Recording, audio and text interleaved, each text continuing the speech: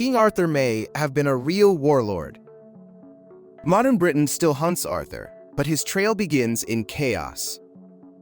After Rome withdrew, warbands fought Saxons across western Britain, year after year. Later Welsh and Latin writers name Arthur beside battles like Mount Badon. At Badon, a sudden victory pauses Saxon advances, buying communities breathing space. Oddly, the earliest sermon by Gildas praises Badon but skips Arthur.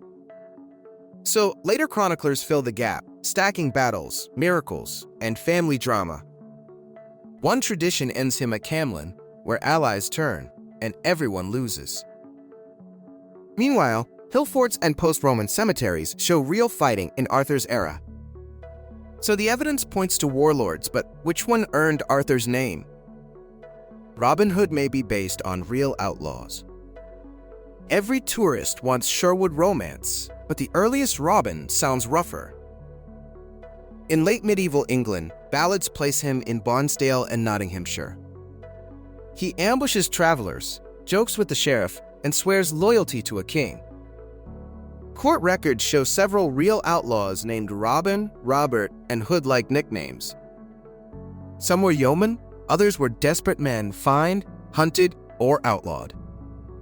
The stories keep shifting, swapping kings, forests, and even his hometown. Then a clever twist appears. The outlaw becomes protector of widows and poor. By the time printing spreads, Little John and Maid Marian attach like magnets. So, which outlaw inspired the ballads before printers fixed him forever? 2. Ragnar Lothbrok might trace to multiple real Vikings. Ragnar's name sells Vikings today, yet his trail splits into several raids. Norse sagas describe Ragnar Lothbrok terrorizing England and Francia with longships. One version has him captured in Northumbria, dumped into a snake pit. But Frankish annals mention a leader called Regin Harris raiding Paris, mid-9th century. That raid ends with silver, plague fears, and a river city paying ransom. Meanwhile, later warlords like Ivar, Ubba, and Halfdan hit England hard. Sagas make them Ragnar's sons, turning messy politics into a family revenge plot. In Denmark and Sweden, different clans claim him, which is suspiciously convenient. So when sagas say Ragnar, are they naming one man or many? 3. Mulan could have been a real frontier soldier. Mulan's story reshaped Chinese culture, even though official records stay quiet. A folk ballad places her in northern China, under a Khan calling conscripts. She takes her father's place, buys a horse, and rides to the frontier. For years, she serves among soldiers, hiding her identity inside armor and routine. The twist lands later, when comrades visit home and realize she is a woman. That reveal matches real Northern Wei life, where steppe customs mixed with China. Historians argue her name could mask a frontier family from the Xianbei world. Later plays add romance, exams, and court drama, but the wartime core survives. So was the ballad saluting one frontier veteran, or a whole generation? 4. William Tell might be a real Swiss rebel. A single apple shot turned into Switzerland's origin story, like a spark. The tale places William Tell in Uri, facing Habsburg officer Albrecht Gesler. He refuses to bow to a hat on a pole in Altdorf's square. Punishment becomes a spectacle. Shoot an apple from his son Walter's head. Tell pockets a second bolt, and later admits it was for Gesler. A stormy lake escape follows, with Tell leaping onto rocks near Kuschnacht. Then comes the ambush, and the tyrant falls, which triggers wider uprisings. The earliest written versions appear centuries later, just as Swiss identity hardens. So did Uri remember a real rebel, or just a perfect propaganda shot? 5. Aesop may have been a real storyteller slave. Aesop's name outlived empires, but his life may start in bondage. Greek writers place him on Samos, owned by masters like Iadmon.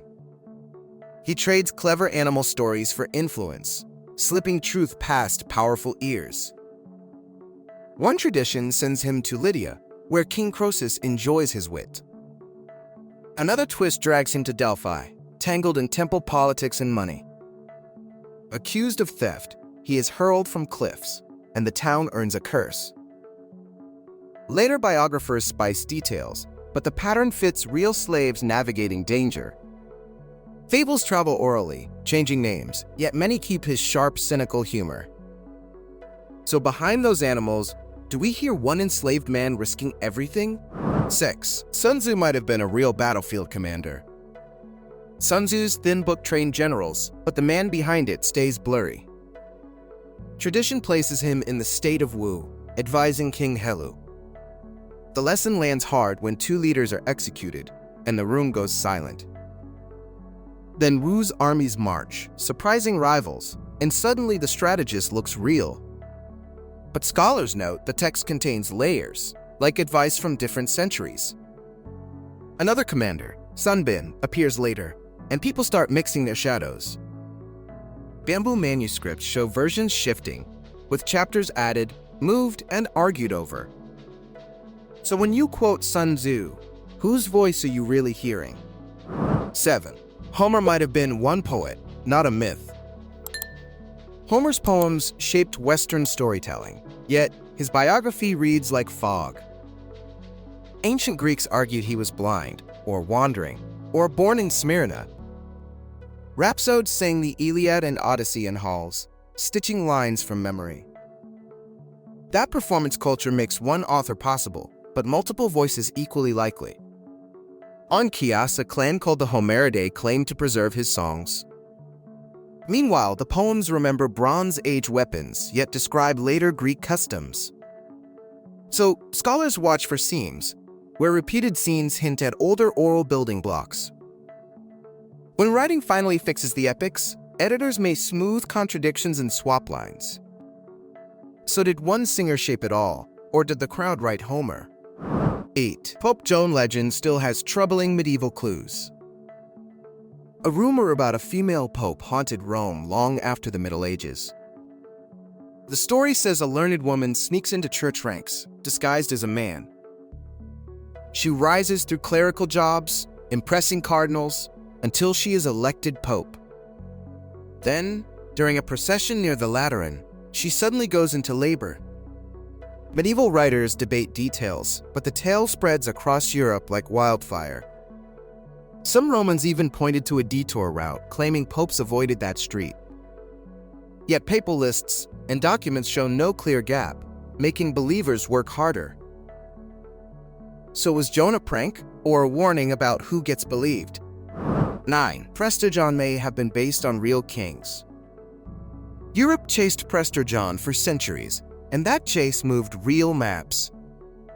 A mysterious letter describes a Christian king ruling somewhere beyond the Islamic world. Courts in Rome and Constantinople hear of wonders, rivers of gems, guarded gates. Crusade planners dream of an ally, so envoys ride east, asking monks and traders. In Central Asia, they meet Nestorian communities, and the legend briefly feels solid. When Mongols rise, Europeans misread Khans as Christian kings, then learn the hard way. Later, the story slides south, attaching to Ethiopia's emperors and their distant church. Explorers keep hunting him, because one friendly empire could flip crusading plans. So even if he never lived, why did kings keep chasing him? 10. Romulus might reflect a real founder of Rome. Rome's foundation myth begins with wolves, but it also begins with politics. Romulus is said to gather runaways on the Palatine Hill, then call it Rome. He offers sanctuary, steals Sabine women, and forces neighboring towns into one city. That kidnapping sparks war, until the women step between armies and stop slaughter. Early Rome really was a patchwork of hill settlements, which matches the messy tale. Archaeologists find huts and burials on the hills, hinting at a growing town. The name Romulus may echo Roma, or a leader later turned into a person. Even his end feels political. Senators swarm him, and he vanishes into legend. So did Rome pick one founder, or did it need a single name? 11. Remus may echo, an older rival city tradition. Remus is the loser we remember, which is exactly why he matters. The story puts him on the Aventine, watching birds while Romulus watches the Palatine. When the omens clash, rivalry explodes, and the brothers argue over who rules. In one brutal turn, Remus jumps Rome's new wall, and Romulus kills him. That scene may echo disputes between early hill communities merging around the Tiber. A frontier town often needs a scapegoat story to explain its first blood. Remus also mirrors older twin myths, where one brother dies so order begins. Romans later staged festivals and sacrifices that kept the fratricide memory fresh. So who lost the first power struggle by the Tiber, long before Romulus?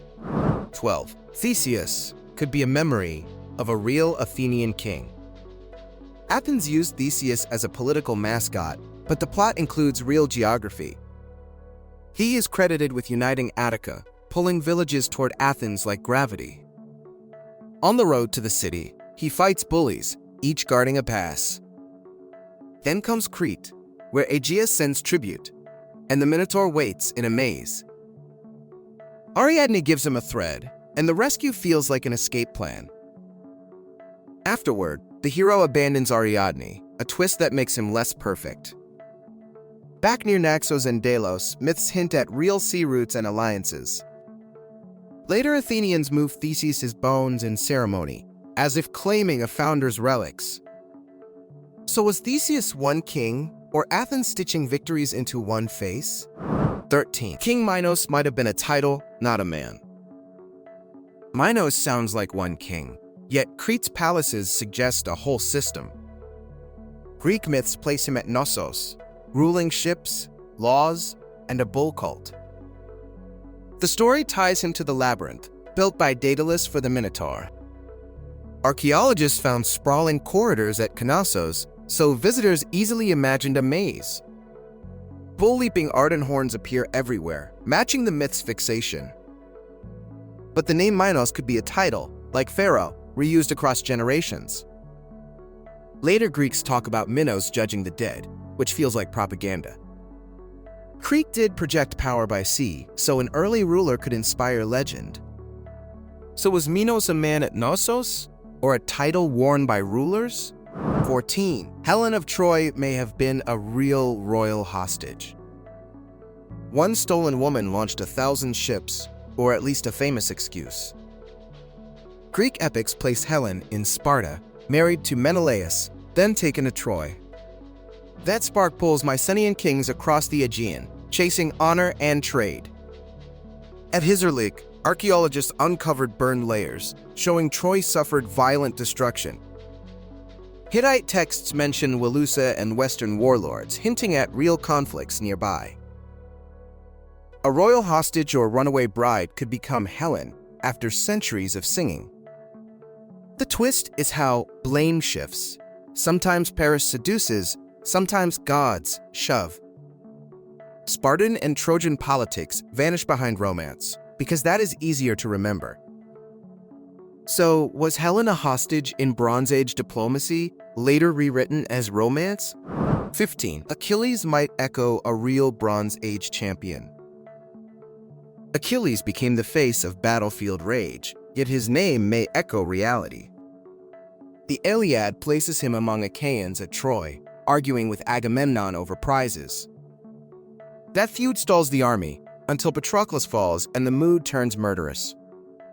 Achilles returns, chases Hector around the walls, and drags the body in fury.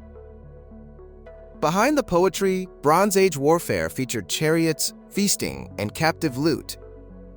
Some Mycenaean names on tablets resemble Achilles, which keeps debate alive. Greek cult sites later honored Achilles, especially near the Black Sea and Troy. The famous heel might be a late add-on, making him vulnerable. So, was Achilles a real champion whose rage survived even after his bones? 16. Odysseus could reflect a real Mycenaean sea raider. Odysseus is the original survivor, and his tricks feel oddly practical. The Odyssey anchors him on Ithaca, juggling kingship, family, and long absence. After Troy, storms push him through strange islands, but routes match sailing fears.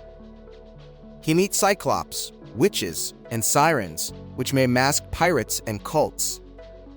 Back home, suitors devour his food, and his house becomes a siege. Disguised as a beggar, he tests loyalties, then springs a brutal bow contest. That role flip feels like real palace intrigue from Mycenaean times. The name Odysseus appears later across Greece, suggesting early spread of fame. So, was Odysseus a raider who came home, or a symbol for return? 17. Agamemnon may link to real Mycenaean war leaders. Agamemnon's family drama powered Greek tragedy, but it starts with real power. He is called King of Mycenae, commanding ships and allies for Troy. At Aulis, a windless harbor halts the fleet, and sacrifice rumors begin. Later storytellers name his daughter Iphigenia, caught between prophecy and ambition. In camp, he seizes Achilles as captive, and the best fighter quits angry. That quarrel feels like leadership under stress, not just myth melodrama. Mycenae's citadel and shaft graves show elites did rule, feast, and fight. But the name Agamemnon might stand for a line of rulers. So was Agamemnon one king at Mycenae, or a composite of bosses? 18. Priam could be a real king behind Troy legends. Priam represents Troy's last stand, and his fall is the gut punch. Greek tradition makes him king in Ilion, watching allies arrive while walls shake. He sends Hector to fight, then begs Achilles for the body at night. That meeting flips roles, the killer becomes host, and the old man eats. At Hisarlik, rich houses and burned debris suggest a city worth fighting over. Hittite diplomacy names Wilusa, linked by many scholars to Troy. Yet no tablet says Priam, so later poets may shape one ruler. Some connect him to an Anatolian figure like Priamua, but uncertain. So is Priam an Anatolian king watching his city burn, or pure poetry? 19. Queen Semiramis was likely a real Assyrian ruler. Semiramis became a superstar queen, but her roots lead to real Assyria. In the 9th century BCE, Shemaramat rules as regent for her son. Assyrian inscriptions place her near kings and generals, which was rare for women. Later Greek writers transform her into Semiramis, builder of Babylon and conqueror of India. That jump is wild, yet it begins with real campaigns and propaganda. Stories say she was raised by doves, then outsmarted generals during sieges. Those fairy details hide something sharper, a woman surviving inside brutal court life. Her name echoes in Syria and Mesopotamia, attached to walls and canals. So did Shamaramat's regency become Semiramis, once storytellers needed a super queen? 20. King Gilgamesh probably started as a real Sumerian king. Gilgamesh feels mythical, yet Uruk's ancient walls point back to a ruler. Sumerian king lists name him, and later stories turn rain into epic quests. He bullies his people, then meets Enkidu, a wild man tamed by Siti. Together they fight Humbaba and the Bull of Heaven like heroes on tablets. Then Enkidu dies, and Gilgamesh panics at mortality, sprinting toward immortality rumors. He crosses deserts and seas to Utnapishtim, survivor of a world flood. The test is cruelly simple: stay awake, and he fails quickly. Even a plant is stolen by a snake, and he walks home changed. So why did scribes keep Gilgamesh alive, unless a king once ruled Uruk? 21. King Midas may have been a real Phrygian ruler. Midas is famous for gold, but Phrygia's politics are the real twist. Assyrian records mention a king Mita of Mushki, near central Turkey. Greek stories place Midas at Gordion, where a knot becomes king-making dare. Another tale says Dionysus grants him a wish, and touches turn metal. The joke turns grim when food hardens, so he rushes to wash. Archaeologists at Gordian excavate huge tumuli, with wooden chambers and feasting remains. One burial is linked to royal family, feeding rumors that Midas had kin. So the Golden Touch may parody wealth, while a real king negotiated empires. So was Midas really Meta, a king bargaining with empires, not magic?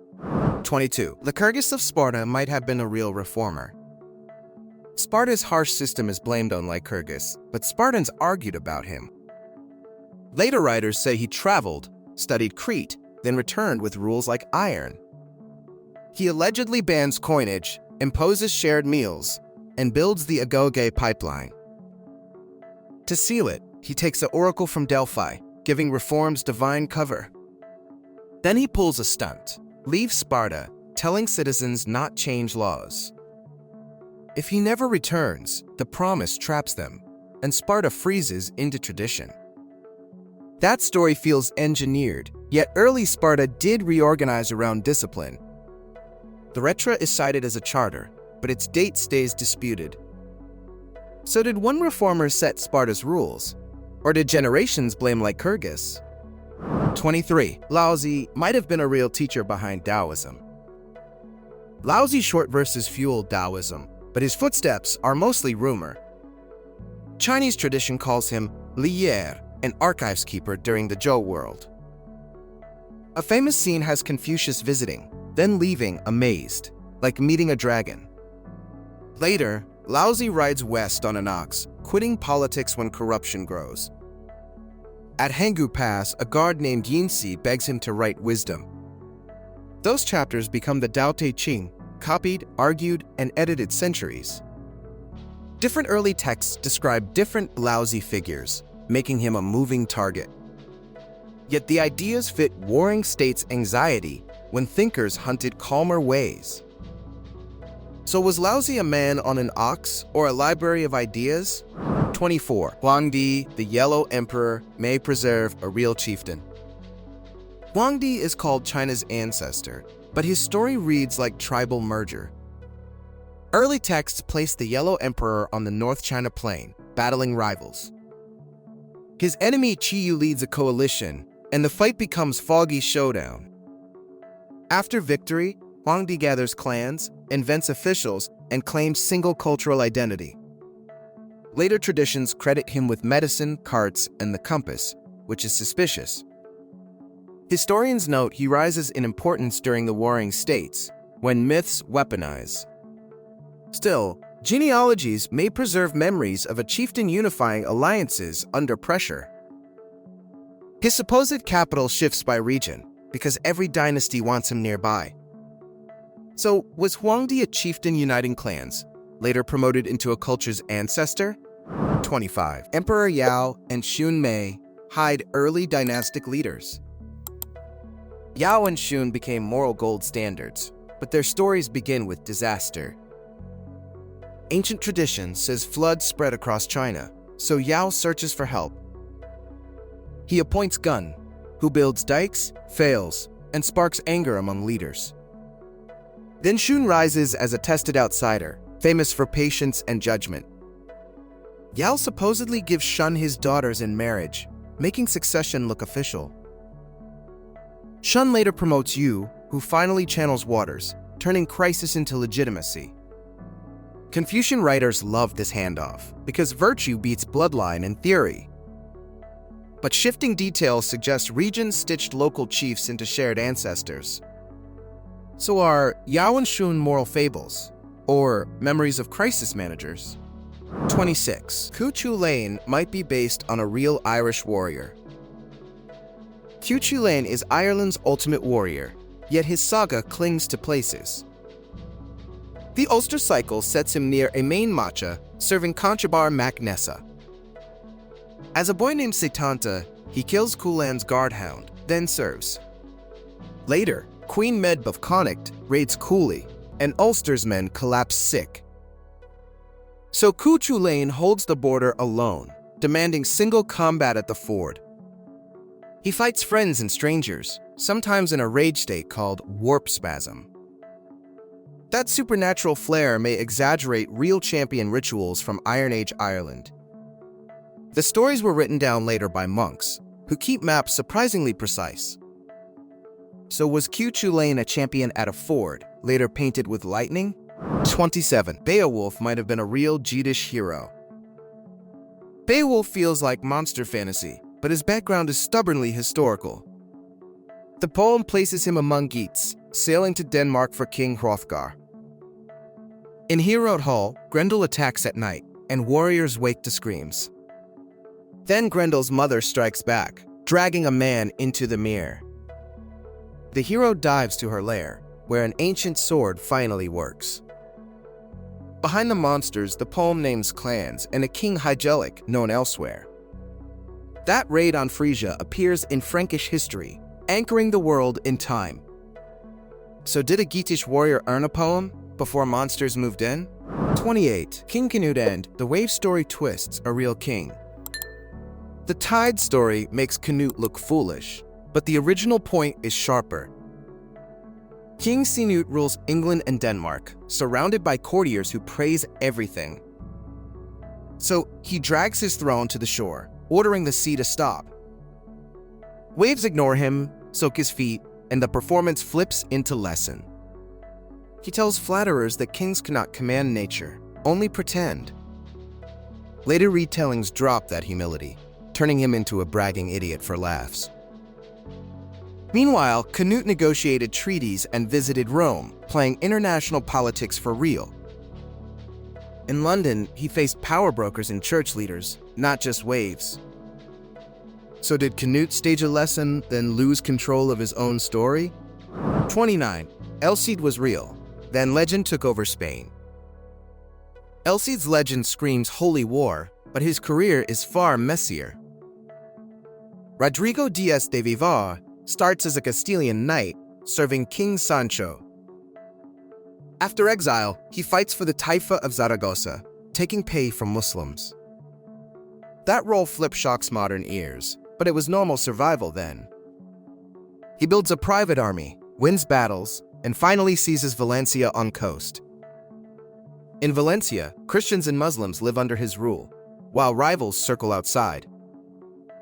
After his death, stories claim his body was strapped to a horse. Monasteries and poets polish him into a perfect champion, trimming inconvenient alliances. So, which is truer, Rodrigo in Valencia or the spotless hero later sung? 30. Lady Godiva likely existed, despite the naked ride myth. Lady Godiva is remembered for a naked ride, yet her life is quieter. She was Godjefu, an 11th century noblewoman married to Leofric of Mercia. Charters show her donating land to churches, which means she had influence. Coventry grows around Leofric's monastery, and taxes bite tenants during hard years. Centuries later, a legend claims Godiva rides through Coventry to force tax relief. Some versions add Peeping Tom, a late voyeur detail stealing the spotlight. A more plausible twist is she rode in a thin shift, like penance. Either way, the tale sticks because it frames taxes as personal fight. So did Coventry invent the ride, or did Garjefu's charity spark it? 31. Ned Ludd may have been a real organizer, in hiding. Ned Ludd looks like a secret leader, but he may be a signature. A tale from Leicestershire says a young man smashed stocking frames in rage. Decades later, textile workers protest machines, and letters appear under his name. They call him General Ludd, Captain Ludd, even King Ludd, depending mood. In Nottinghamshire and Yorkshire, crews hit factories at night, breaking frames with hammers. The government responds with troops, spies, and hangings, treating sabotage as treason. Real organizers existed, but a fake commander helped unite scattered groups. That's the twist. The myth shielded humans, while giving them a banner. So if Ned Ludd was fake, why did his letters scare Parliament? 32. Captain Swing might have been a real protest network leader. Captain Swing never showed his face, yet his letters lit England's countryside on fire. In 1830, farm laborers faced low wages, hunger, and machines replacing winter work. Threshing machines become targets, smashed or burned at night in southern counties. Threatening notes arrive at rectories and barns, signed Captain Swing in bold strokes. Sometimes the crowd is huge, sometimes it is 5 men and lantern. Local authorities panic, summon militias, and arrest suspects on thin evidence. Trials move fast, and transport sentences send people to Australia, far from fields. Yet the riots force debates about poor relief, wages, and rural reform. So was Captain Swing one leader, or just a name passed hand to hand? 33. John Henry May have been a real railroad worker. John Henry's hammer duel became an anthem, but it grew from brutal tunnel work. After the Civil War, railroads drove through Appalachia, using convict labor and crews. Steel drivers hammered drills into rock, while partners twisted the bit between blows. Then a steam drill arrives, promising speed, and somebody suggests a race. John Henry swings until the machine loses, but his body pays the bill. Some versions place it at West Virginia's Big Bend Tunnel, others at Lewis Tunnel. Either way, explosions, rockfalls, and dust killed hundreds, long after songs ended. A park now marks the tunnel portals, turning danger into roadside legend. So was John Henry one man, or every worker who outlasted machines?